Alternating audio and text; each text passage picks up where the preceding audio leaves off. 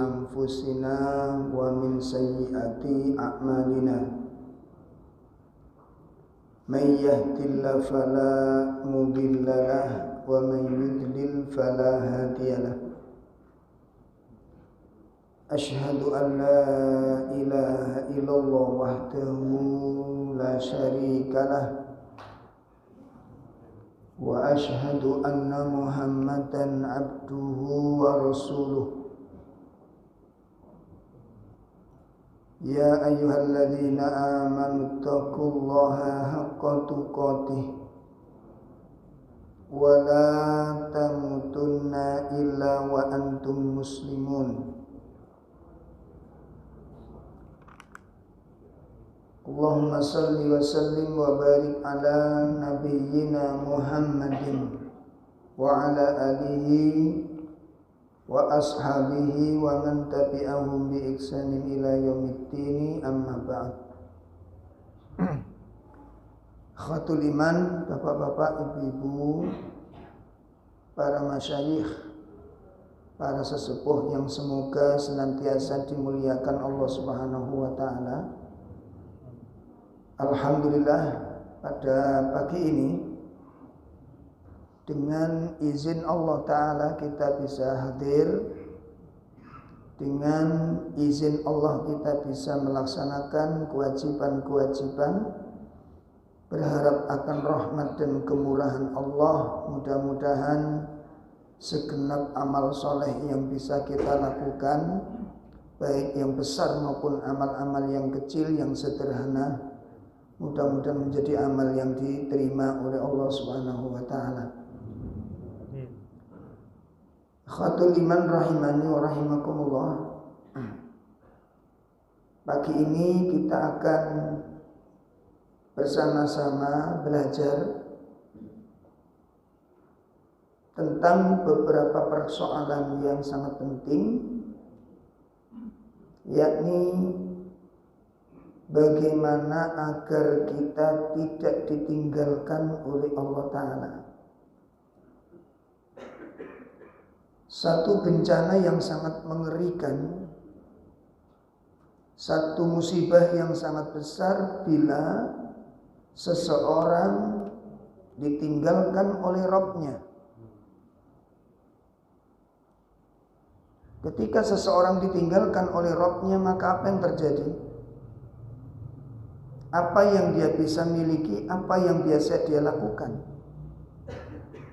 Maka inilah salah satu doa yang dibaca oleh Nabi SAW dan diajarkan kepada kita seluruh kaum muslimin untuk senantiasa dibaca di setiap pagi dan di setiap sore. Beliau mengajarkan kepada kita dengan sebuah doa yang sangat menakjubkan.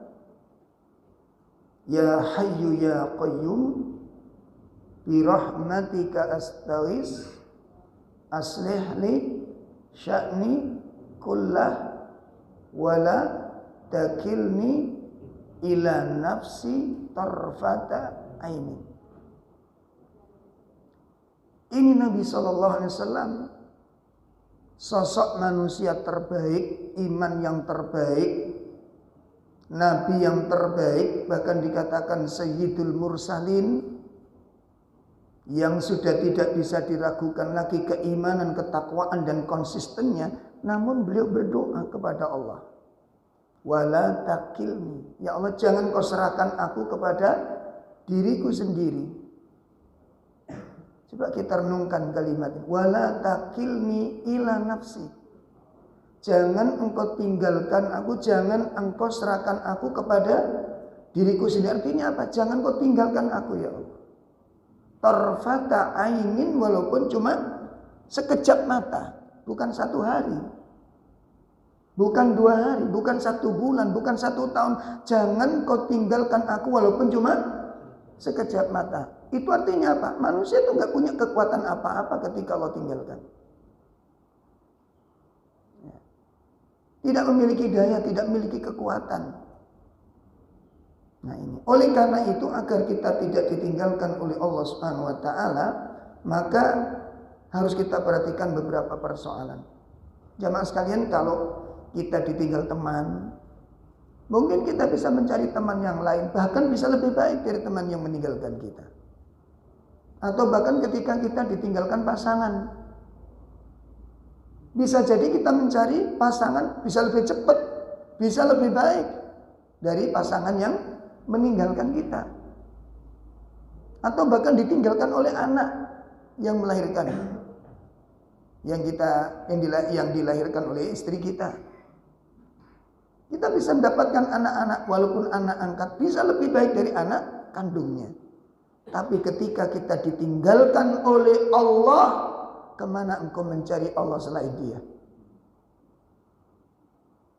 Kepada siapa tanganmu engkau tengadahkan? Ya. Siapa yang kita sebut ketika kita punya masalah?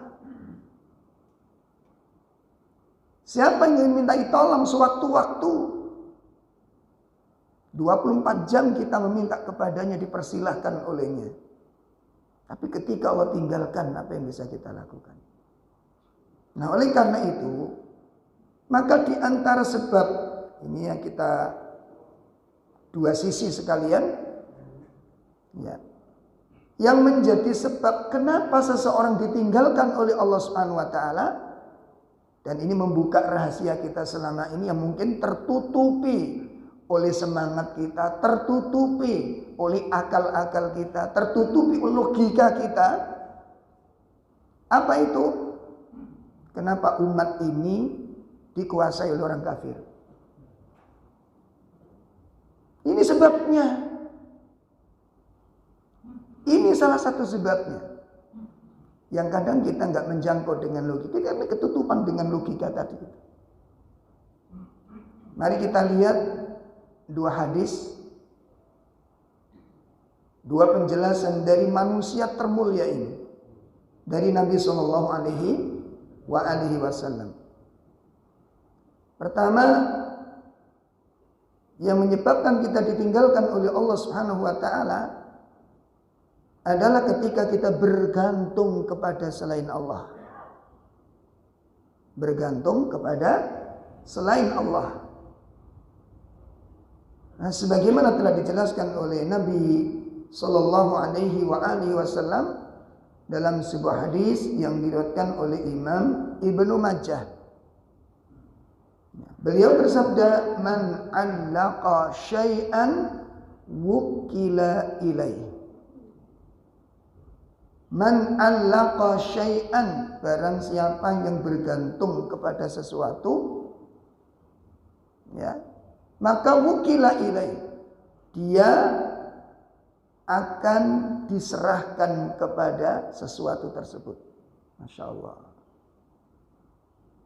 Man 'allaqa syai'an wukila ilaih, barang siapa yang bergantung kepada sesuatu, maka apa? Dia akan diserahkan kepada sesuatu tersebut. Dijelaskan oleh Allah Tabaraka wa Ta'ala di surah 17 pada ayat 22. Mari kita lihat surat 17 ayat 22. Allah Tabaraka wa Ta'ala berfirman di surah tersebut, A'udzu billahi minasy syaithanir rajim. La taj'al ma'allahi ilahan akhar fataq'uda mazmuman makhdula. Ya, ada terjemahnya. Iya, Bu. Janganlah kamu adakan ilah selain ilah yang lain di samping Allah, agar kamu tidak menjadi tercela dan tidak ditinggalkan oleh Allah. Masya Allah. Inilah. Allah katakan apa? Jangan engkau jadikan sesembahan-sesembahan selain Allah. Jangan. Artinya apa? Jangan berbuat syirik. Nah, berarti kunci pertama apa, Pak? Sebab orang ditinggalkan oleh Allah apa? Syirik. Syirik. Nanti akan kita lihat lebih serem lagi. Lebih serem lagi. Ini yang gak banyak disadari orang. Makanya bagaimana kita akan menegakkan syariat, menegakkan agama ini. Sementara akidah ditinggalkan. Pondasinya agama itu apa? Akidah. Pondasinya agama apa? Akidah. Lalu kok akidah gak mendapat perhatian? Kok akidah tidak mendapatkan tempat yang setinggi-tingginya dalam dakwah kita? Ya. Kok akidah tidak mendapatkan tempat semulia-mulianya di dalam amar ma'ruf kita? Ini kuncinya di sini, Pak. Makanya kita lihat para nabi, para rasul alaihi wassalatu wassalam, orientasi dakwah tertingginya apa? La ilaha illallah. Nabi Nuh, Nabi Saleh, Nabi Shu'aib, Nabi Allah Ibrahim alaihi salatu wassalam, Nabi Musa alaihi salatu wassalam, sampai Nabi yang terakhir, Nabi Allah Muhammad sallallahu alaihi wasallam pun memiliki orientasi tertinggi dakwahnya adalah akidah. La ilaha illallah. Ini. Oleh karena itu Allah mengatakan la taj'al ma'allahi ilahan akhar. Jangan engkau jadikan sesembahan selain Allah. Yang kemudian kalau kamu sampai menjadikan selain Allah menjadi sesembahan, selain Allah menjadi tempat kamu bergantung, fataqa'uda madmuman makhdula. Allah. Madmuman, kamu akan menjadi orang yang tercela. Makhdul itu terhina. Artinya apa? Kamu akan dikuasai oleh musuh. Syekh An-Nasir As-Sa'di di dalam tafsir Taisirul Karim, beliau mengatakan apa? Kata beliau, faman ta'allaqa bi ghairi. Ini tafsir yang sangat luar biasa. Faman ta'allaqa bi ghairi, barang siapa yang bergantung kepada selain Allah, fahuwa makhdul. Apa makhdul? Makhdul itu akan dihinakan Allah, diusir Allah dan diserahkan kepada musuhnya. Itu makhdul namanya. Maka Nabi mengatakan qad wukila ila man ta'allaqa bih, kata beliau, dan dia akan diserahkan kepada orang yang dia jadikan tempat bergantung. Wala ahadun, kata beliau, tidak ada seorang pun minal khalqi, dari makhluk-makhluk ini, yang fa'u ahadan, yang bisa memberi manfaat seorang pun, illa biiznillah, kecuali dengan izin Allah Subhanahu wa ta'ala. Nah, sekarang bisa kita lihat, Pak, dunia perkelenian, dunia perdegunan itu kayak apa sekarang? Membabi buta, merajalela, Masya Allah, hampir segala lini, Pak, hampir segala lini. Makanya salah satu faktor yang paling mendasar itu ilmu, kembali kepada ilmu.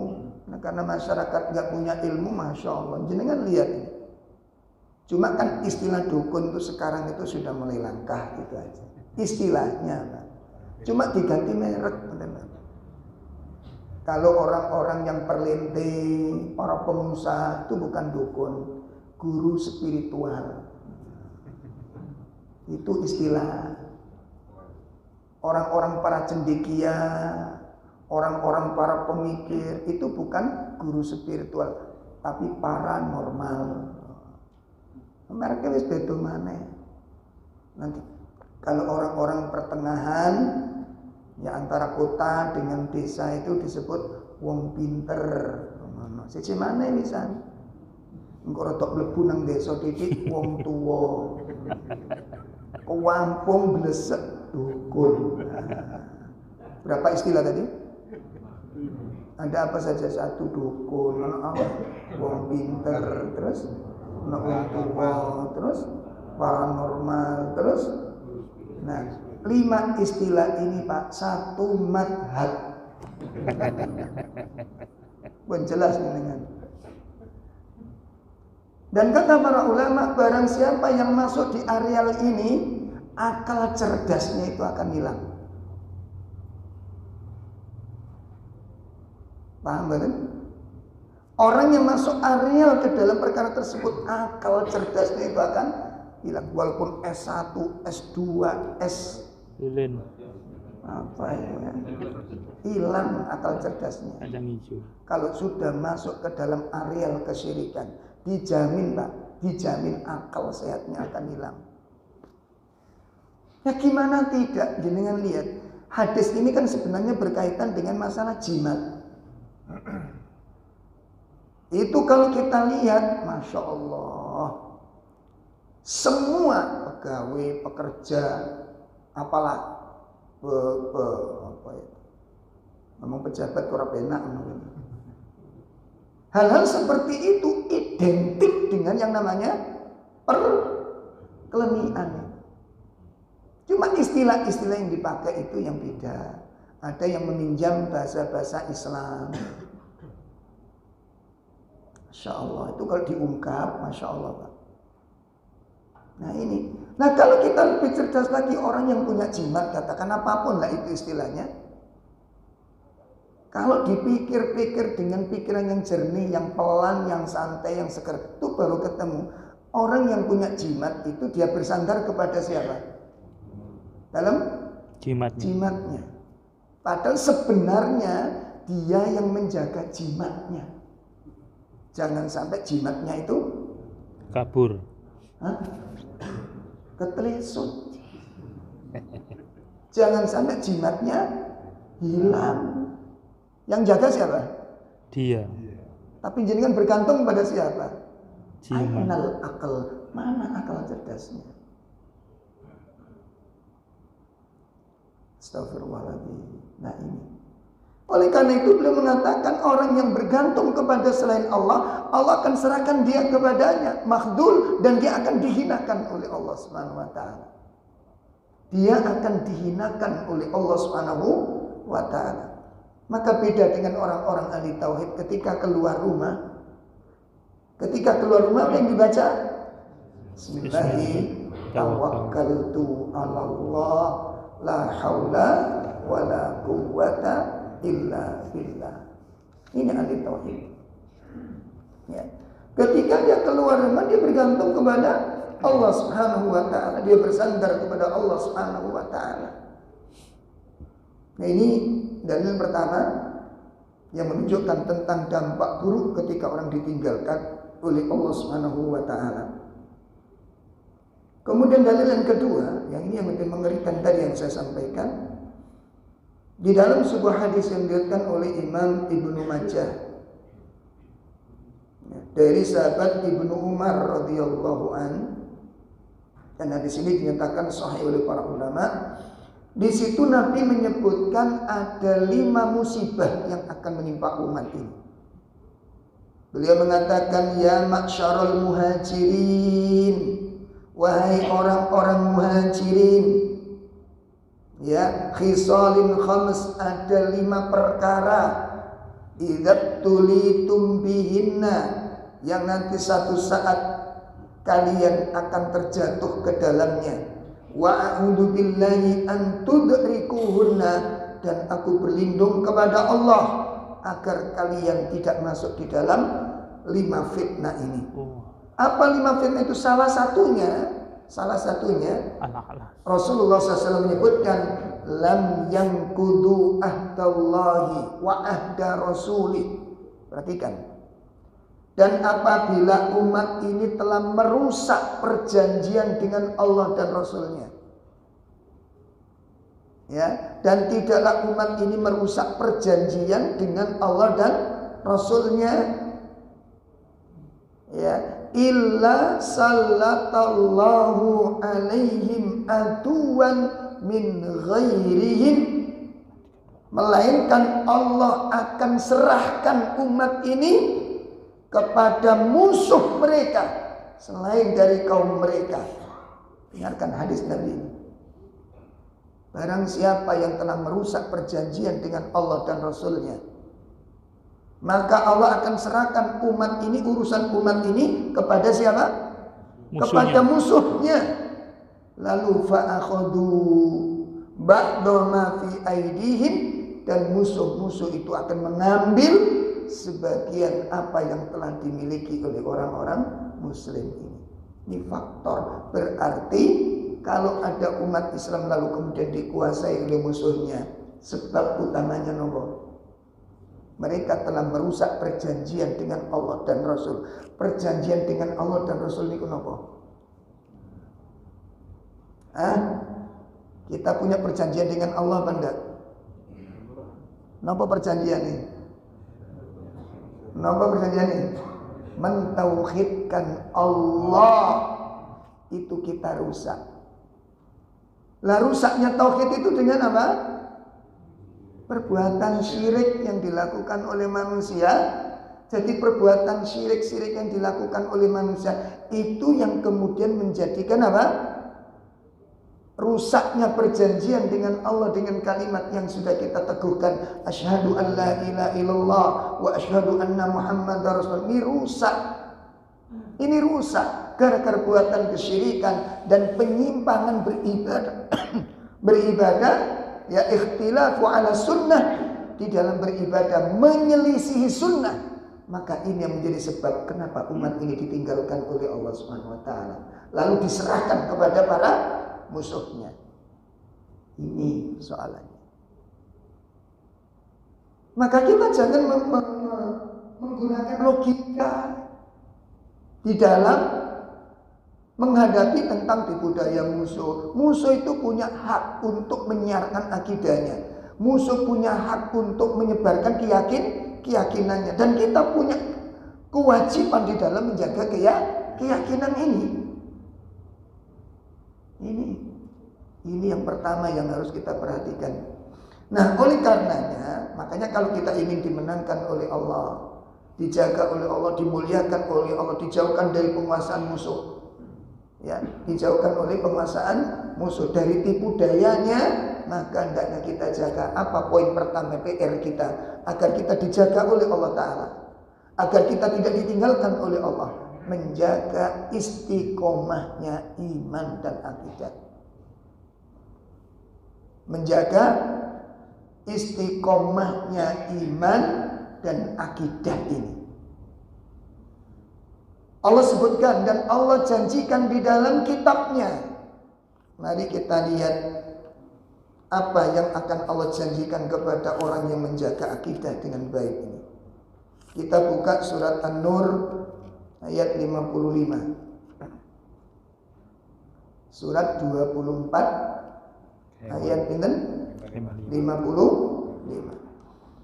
Wa'adallahu alladhina amanu minkum wa amilus salihat la yastakhlifannahum fil ardi kama istakhlafal ladhina min qablihim wa la yumakkinanna lahum dinahum alladhi irtada lahum wa la yubaddilannahum min ba'di khawfihim amna ya'budunani la yushrikuna bi syai'a wa man kafara ba'da dhalika fa ulaika humul fasiqun. Dan Allah telah berjanji kepada orang-orang yang beriman di antara kamu dan mengerjakan amal-amal yang solih, bahwa Dia sungguh-sungguh akan menjadikan mereka berkuasa di muka bumi, sebagaimana Dia telah menjadikan orang-orang sebelum mereka berkuasa. Dan sungguh Dia akan meneguhkan bagi mereka agama yang telah diridhoinya untuk mereka, dan Dia benar-benar akan menukar keadaan mereka. Sesudah mereka dalam ketakutan menjadi aman sentausa, mereka tetap menyembahku dengan tiada mempersekutukan sesuatu apapun dengan aku. Dan barang siapa yang tetap kafir sesudah janji itu, maka mereka itulah orang-orang yang fasik. Masya Allah. Allah menjanjikan orang-orang beriman tadi ada berapa janjinya, Pak? Mungkin kita janjinya mau ada 3 yang dijanjikan Allah kepada orang yang istiqomah dalam iman. Ada 3 yang dijanjikan oleh Allah orang yang menjaga istiqomah dalam akidah.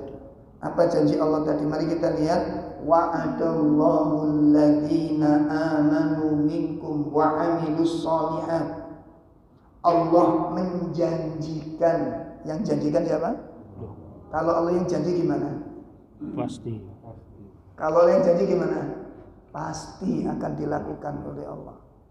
Terus apa yang dijanjikan oleh Allah kepada orang-orang yang beriman dan istiqomah dalam imannya ini? Pertama, la yastakhlifannahum fil ard kama stakhlafal ladzina min qablihim.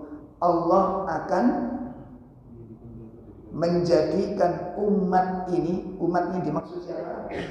Orang-orang yang istiqomah, orang-orang yang menjaga tauhidnya, orang-orang yang menjaga imannya, orang-orang yang menjaga akidahnya. Allah akan jadikan mereka itu menjadi apa? Penguasa. Yang ngomong bukan saya loh ya. Allah yang janjikan. Sudah, logikanya ditaruh dulu. Kita kan kadang kalau kita enggak apa. Coba sekarang akidahnya sudah diberi belum? Bagaimana mungkin kita akan menegakkan kalimat Allah, menegakkan syariat Allah, tapi kita berlumuran dengan kesyirikan? Pertanyaannya, syariat mana yang akan kita tegakkan? Agama Allah yang kita tegakkan yang mana? Sementara akidah itu pondasinya agama, pondasinya syariat. Pripun kalau kita bangun rumah, bangun istana, gedung yang tinggi, yang besar, pondasinya hilang. Pripun, Pak? Ambruk. Akidah ini pondasi. Allah janjikan seperti itu. Kami akan jadikan kalian sebagai penguasa, sebagaimana mereka terdahulu ahli tauhid dijadikan penguasa oleh Allah Subhanahu. Itu janji Allah yang pertama. Janji Allah yang kedua apa? Akan meneguhkan agama kalian.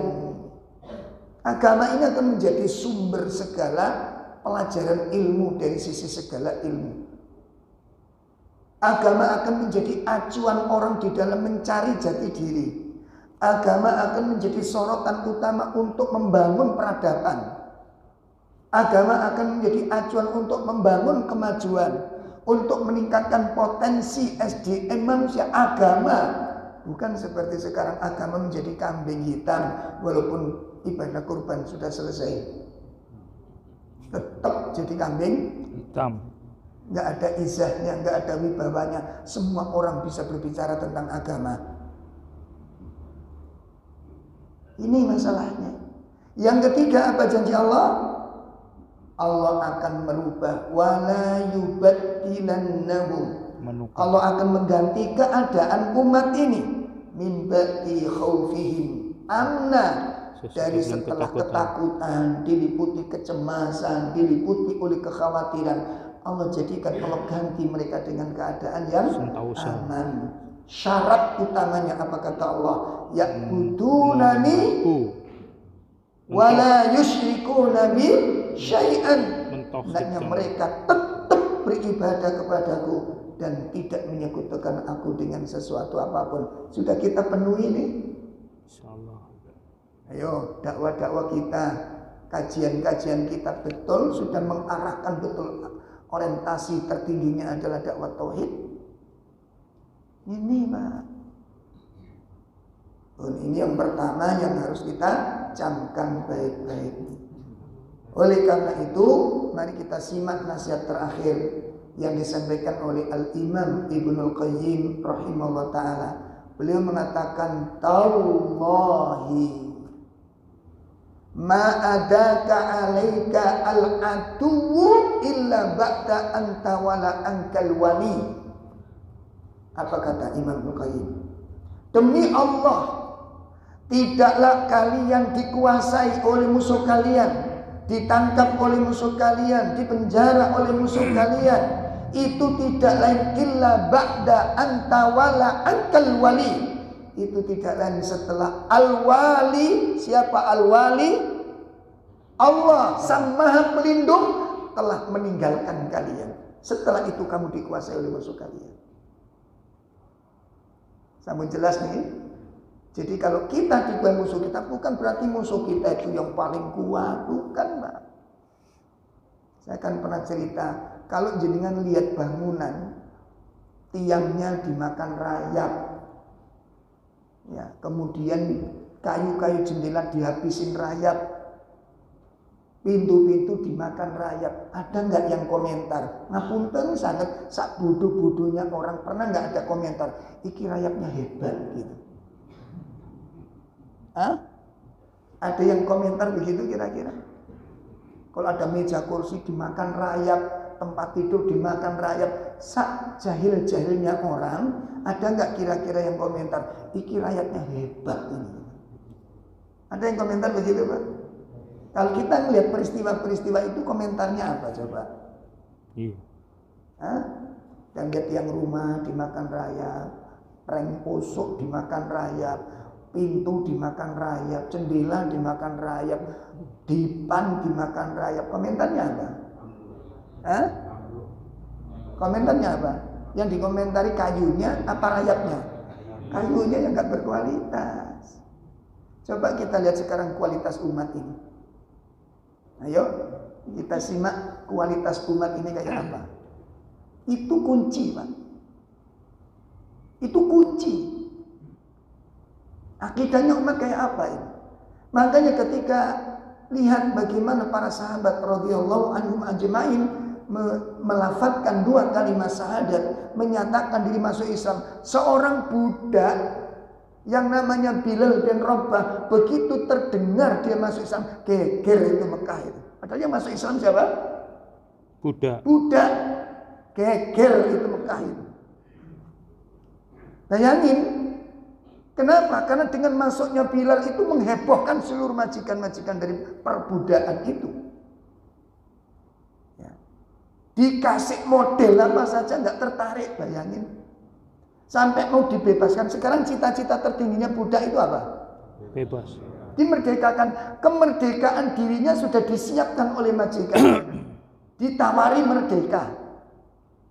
Hai Bilal, bagaimana pendapatmu jika kamu bebaskan dari perbudakan? Lalu kamu menikah, apa menikah itu? Nikahilah. Ya, menikahlah kamu dengan gadis yang kamu sukai. Pilihin mana yang menurut kamu. Nanti kami cukupi seluruh kehidupan rumah tanggamu sampai kalian meninggal. Aku cukupi semuanya. Aku bebaskan kamu dari perbudakan dan aku cukupi seluruh kebutuhan dengan syarat cabutin kalimat itu. Apa yang dilakukan oleh Bilal? Bilal mengatakan, wahai Tuhan, tubuh ini milik Anda, badan saya ini milik Anda. Kalau Anda bilang Bilal, masuklah kamu ke dalam api yang membara, saya akan masuk. Karena badan ini milik Anda, saya budak Anda. Apa yang harus Anda perintah, saya akan taati. Karena milik Anda saya ini. Tapi hati itu milik Allah dan Rasul. Itu yang membuat geger kota Mekah. Itu pada seorang budak. Imannya menggetarkan kota Mekah. Ya Allah. Maka sekarang bagaimana dengan akidah kita, akidah istri kita, akidah anak kita? Sudah benar akidah kita? Anak-anak kita jangan-jangan akidahnya akidah Doraemon. Ya, anak saya kecil, Bi, belikan baju ajaib, Bi. Baju ajaib apa, Dek? Itu yang sakunya keluar jajan, kepingin roti. Wah, kakek Doraemon. Atau akidah anak kita, akhlak kita, anak akhlaknya Shinchan. Anak Doraga itu.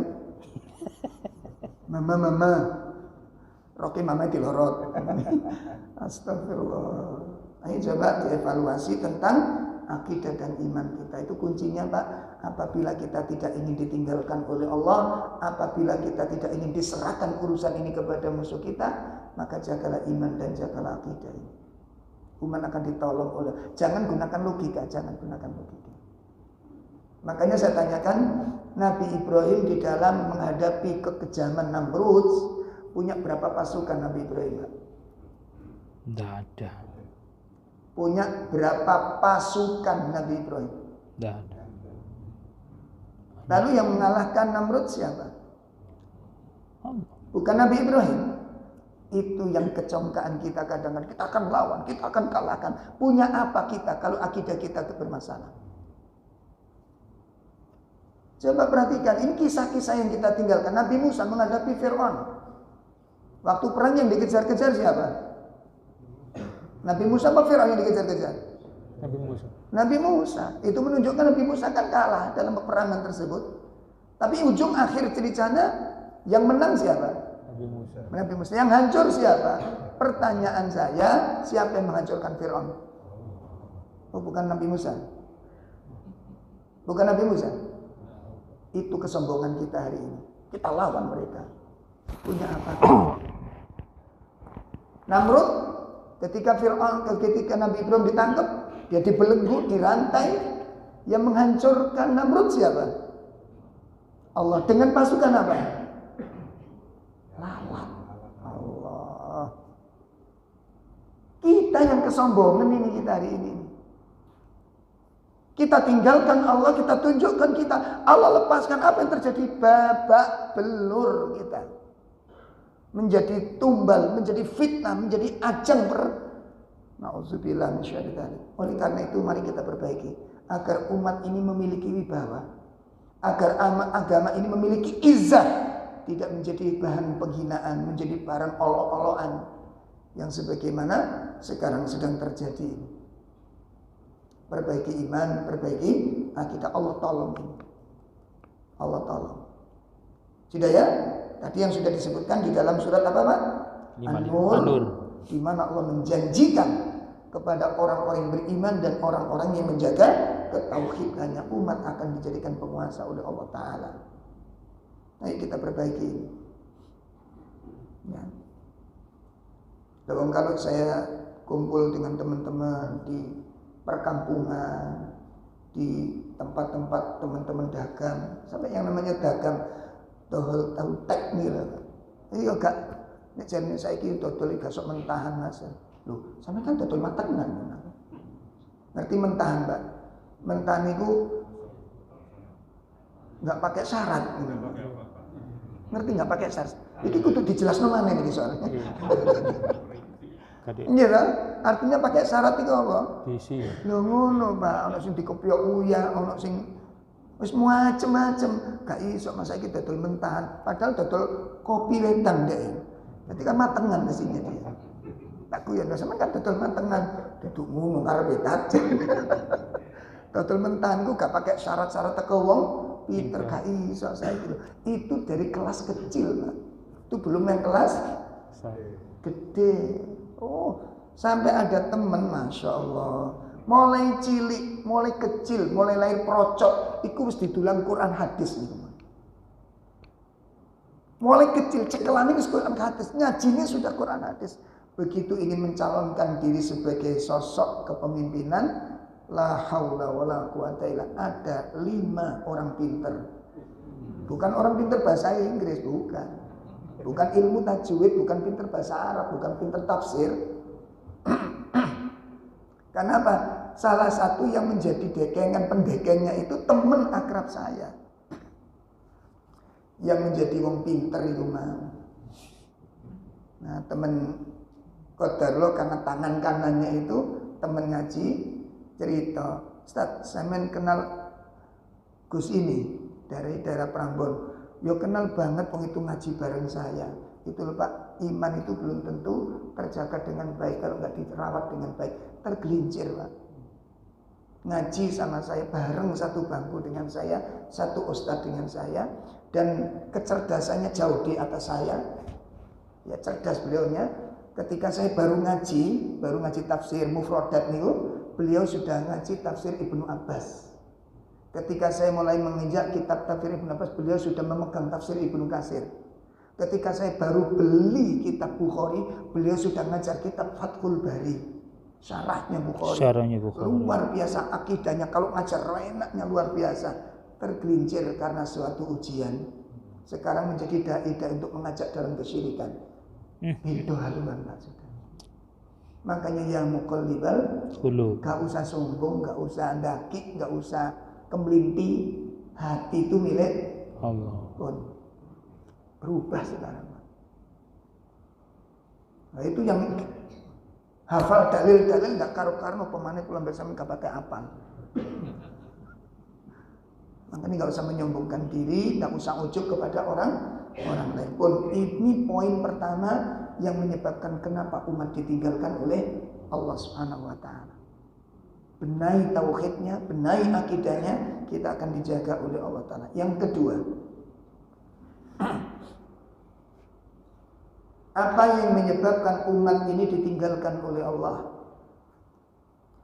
Yang menjadi sebab umat ditinggalkan oleh Allah karena umat ini telah menelantarkan kewajiban-kewajiban agamanya.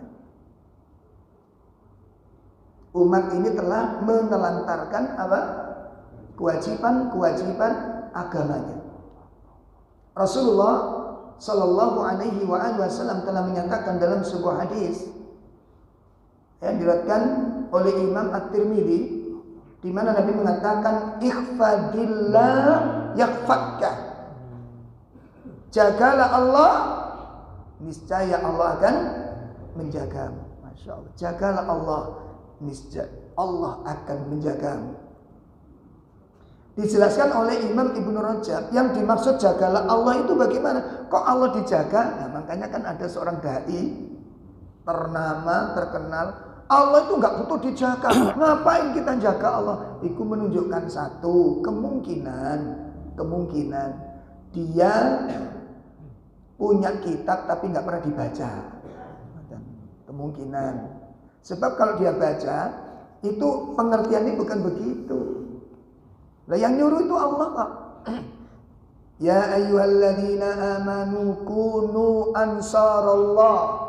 Hai orang-orang yang beriman, jadilah kalian itu penolong-penolong agama. Nah, Allah nggak perlu ditolong, agama nggak perlu ditolong. Wong Allah itu mah penolong kok malah ditolong. Berarti Nabi salah ngomong ini.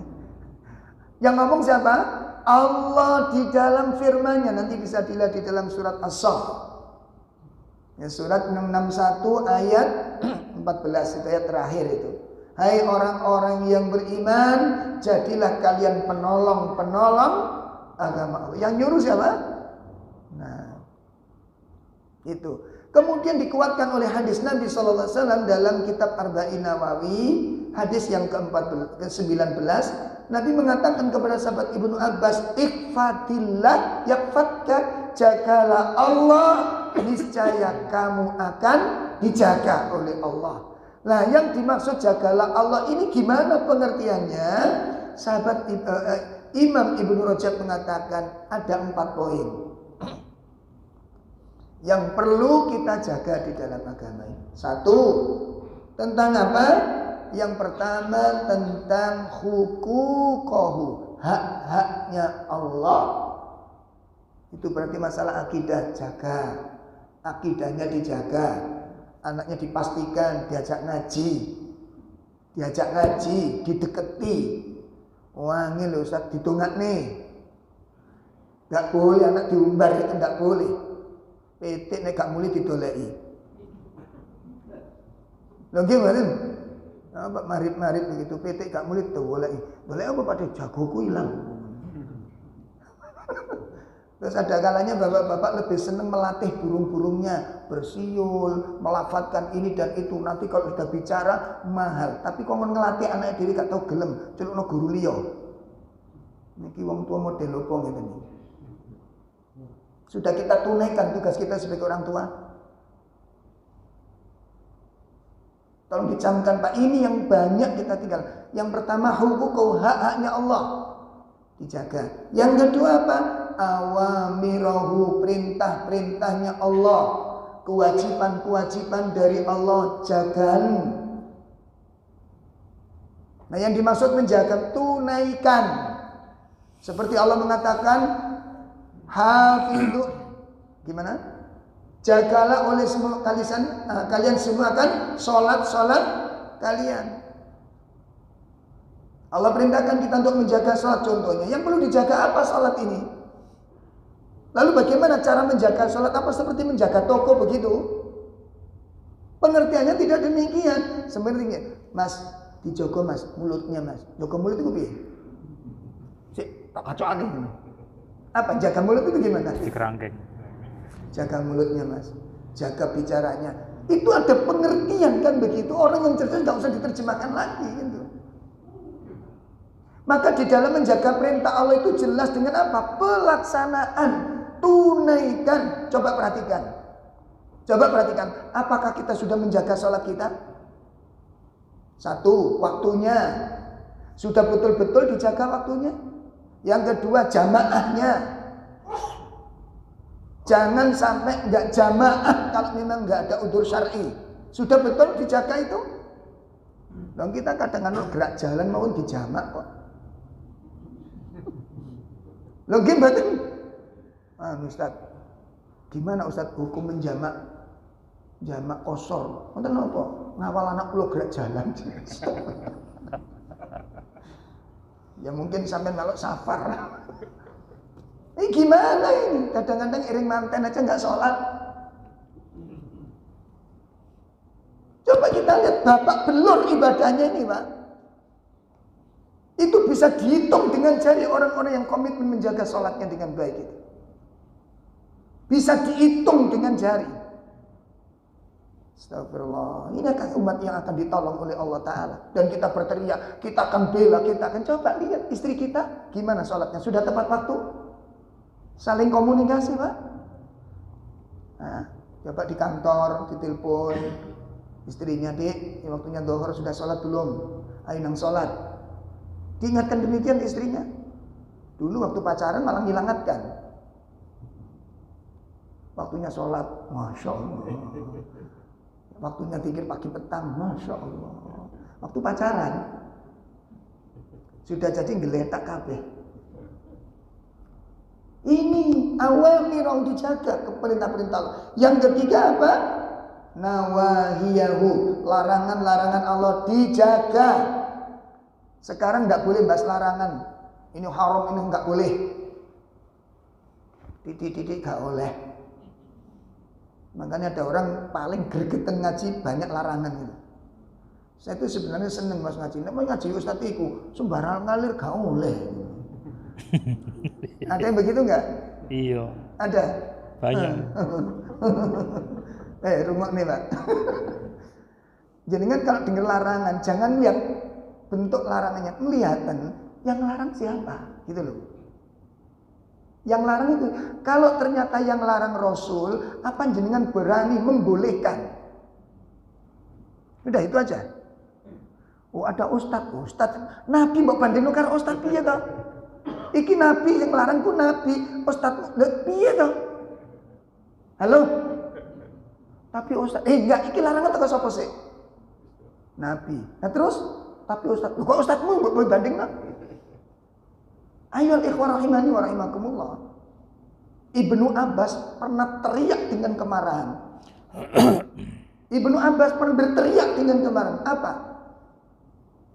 Ketika sahabat Ibnu Abbas mengatakan qala Rasul, terus ada mengatakan Abu Bakar berkata demikian, Umar berkata, aku mengatakan Rasul, lalu kamu katakan Abu Bakar, kamu katakan Umar, aku katakan Rasul. Kalau Abu Bakar dan Rasul tidak boleh membanding ucapan Rasul, lalu bagaimana selain mereka berdua? Sakit pun paham ini? Yeah. Abu Bakar tidak boleh dibandingkan ucapannya dengan Rasul. Ketika ucapan Abu Bakar bertentangan dengan Rasul, siapa yang diikuti? Itu Abu Bakar, Pak. Lalu selainnya lebih kita taati. Makanya kalau melihat larangan, empun ningali larangan nih, sambil ningali sapa sing larang. Terus ngaji kan ngaji niku Mas gak oleh. Makanya sok ngaji ngono, gak oleh sembarang kali gak oleh niku. Ada begitu kan? Iya. Iya, kami Mbak tidak akan melarang kecuali itu dilarang oleh Nabi dan ada dalil. Nah kalau Nabi melarang, jangan berani tak membolehkan. Ya gitu loh. Termasuk ngapunten. Saya dulu nggak ngerti, nek ngombe panas itu gak oleh di Sepul. ya tak sepul wong durung ngerti. Begitu setelah ngaji, ya Allah, gak oleh. Monggo Ustaz, monggo disebulnya mboten asal. Loh, sinten sing larang?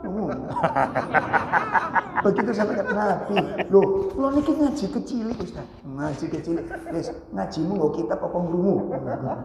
Nang kita wis jujur-jujur ae ayo. Lo niki Islam kecilik tapi mboten nate mir. Lah gak Islam kecilik gak tau miro ora tau ngaji. Mirnya teko ngendi? Saged dipun pahami? Wis, gak usah doa, sampean buka kitab Riyadhus Shalihin. Sampean buka kitab Riyadhus Shalihin. Kok bab larangan-larangan niku kepethuk kabeh, Pak. Engko mesti komentar, nek sembarang kalir gak oleh, gak urip lah. Buktinya para sahabat urip apa ora? Urip. Urip apa ora? Hidup, waktunya mati-mati, Pak. Gimana kita hidup kok banyak larangan? Rasul menyatakan kehidupan yang paling sempurna. Para sahabat mengalami kehidupan yang sempurna. Kenapa tidak bisa hidup? Dan ini merupakan sebuah pernyataan yang kurang pas, kurang teliti, kurang jeli, ucapan yang ceroboh. Ya, kalau Allah dan Rasul melarang, itu berarti pasti ada mudorot di dalamnya. Gitu loh, Pak. Pasti ada mudorot. Gak mungkin Allah ngelarang kecuali ada baik. Oleh karena itu jaga syariat Allah ini. Itu yang ketiga yang perlu dijaga. Jadi yang pertama tentang hak-haknya Allah. Yang kedua yang perlu dijaga apa? Perintah-perintah Allah. Nomor tiga apa? Syariat. Larangan-larangan Allah. Yang keempat, hududahu, batas-batasnya agama. Agama ini konten batas-batasnya tidak boleh ditabrak, tidak boleh dilanggar, tidak boleh melampaui batas. Berhenti sampai apa yang sudah ditetapkan Allah tentang hukumnya nggak boleh tinggalkan. Sudah selesai. Nggak boleh tinggalkan. Maka kalau ini sudah kita lakukan, kita jaga Allah, haknya, perintah-perintahnya, larangan-larangannya, batas-batasannya. Kemudian Allah berikan balasan apa? Yakfatka, Allah akan menjagamu. Nah, Allah menjaga hamba ini dalam dua perkara. Allah menjaga hamba ini dalam dua perkara. Pertama, yang dijaga oleh Allah adalah masalihud dunyahu. Masalihud dunyahu, kemaslahatan, kebaikan-kebaikan urusan dunianya akan dijaga oleh Allah. Badannya dijaga oleh Allah, anak-anaknya dijaga oleh Allah, urusan-urusannya dijaga oleh Allah, harta keluarganya dijaga oleh Allah.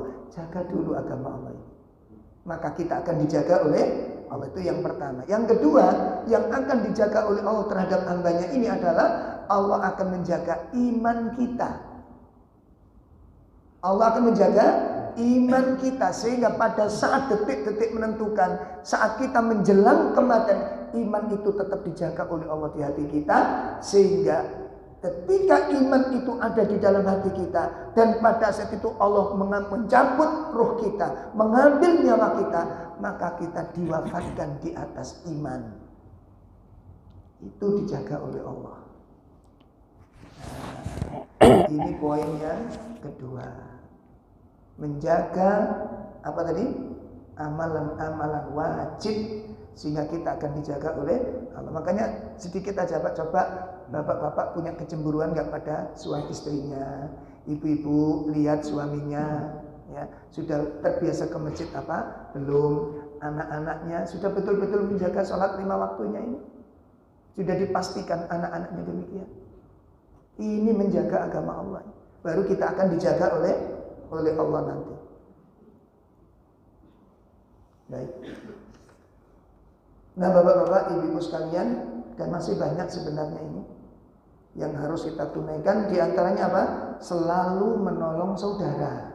Perhatikan, ini yang kadang-kadang kurang perhatian. Kita baru menggelar donasi, kalau gunung meletus, bagus, sudah bagus. Cuma ada keseharian, tetangga kanan kiri kita itu banyak yang menderita, Pak. Persoalannya, apakah kita tahu orang-orang yang banyak kekurangan di sekitar kita? Pernah kita mengunjunginya? Pernah kita mendatanginya? Pernah kita mengagendakan untuk meringankan beban-bebannya? Kita evaluasi. Tetangga kanan kiri kita, kerabat kita, jamaah ngaji kita, itu banyak orang-orang yang punya masalah yang harus diperhatikan tentang keadaannya. Kenapa? Perhatikan. Ketika orang selalu menolong urusan agama, menolong saudaranya, maka dia akan dijaga oleh Allah Ta'ala. Dia akan dirawat oleh Allah Ta'ala. Sebagaimana Nabi SAW menyebutkan dalam sebuah hadis, ya, yang diriwayatkan oleh Imam Bukhari, Imam Muslim dan yang lain, ya, di mana Nabi mengatakan, man yassara ala muksirin yassarallahu alaihi fid dunya wal akhirah. Barang siapa yang memudahkan kesulitan orang lain, Allah akan berikan kemudahan urusan dia dunia dan akhirat. Wa man satara musliman satarahullahu fid dunya wal akhirah. Barang siapa yang menutupi aib saudaranya, maka Allah akan tutupi aibnya dunia dan akhirat. Wallahu fi aunil abdi. Allah akan selalu menolong hambanya. Maka nal abdu fi aunil akhi, selama seorang itu menolong saudaranya, ditolong. Ini salah satu faktor. Barangkali kita punya masalah kok ruwet, punya masalah kok jelimet, punya masalah bertumpuk-tumpuk, punya masalah nggak pernah berhenti. Coba evaluasi. Mungkin pernah ada saudara yang butuh dengan kita lalu kita abaikan. Coba perhatikan, barangkali kita punya masalah kok ruwet, gak mari-mari. Punya masalah jelimet, gak mari-mari. Atau ujian melalui anak-anak kita, yang kemudian ketika kita berdoa dengan doa apa saja tidak didengar oleh Allah. Berdoa apa saja tidak dikabulkan oleh Allah. Urusan tidak usai, kesulitan tidak usai, persoalan tidak usai. Kenapa ini? Coba evaluasi. Mungkin kita pernah mengabaikan saudara kita yang minta tolong kepada kita. Ya, mungkin kita pernah beralasan tidak mampu, padahal kita punya kemampuan ketika ada teman kita membutuhkan pertolongan dan bantuan kita. Itu diantara sebab-sebab kenapa kita ditinggalkan oleh Allah, dan sebab-sebab kita dijaga oleh Allah. Bapak-bapak, ibu-ibu sekalian yang dimuliakan Allah, mudah-mudahan apa yang kita pelajari bersama dari 3 poin agar kita tidak ditinggalkan Allah. 1, menjaga akidah. Yang kedua apa tadi? Menjaga kewajiban. Yang ketiga, menolong, selalu menolong dan memperhatikan saudaranya. Ini amalan-amalan yang insya Allah apabila kita tunaikan di waktu-waktu yang pas, di waktu-waktu yang tepat, maka di saat kita membutuhkan pertolongan, Allah akan menolong kita dan Allah tidak akan meninggalkan kita. Demikian kajian kita pada pagi ini. Mungkin ada hal yang disampaikan barangkali.